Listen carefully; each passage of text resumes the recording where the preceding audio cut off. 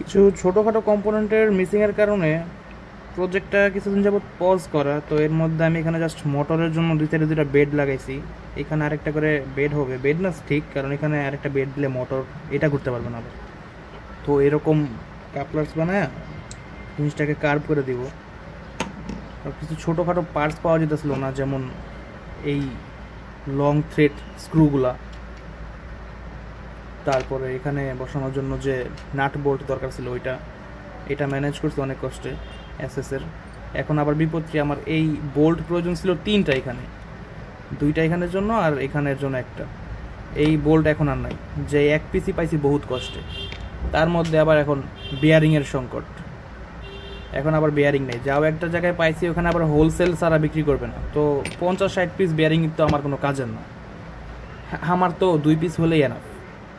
তারপর আমি 10 piece offer করছিলাম, ওনারা 10 পিস দেবেন। এখন 50-60 পিস তো আমার কোনো কাজের না। যাক, দেখা যাক কি করা যায়। To be continue.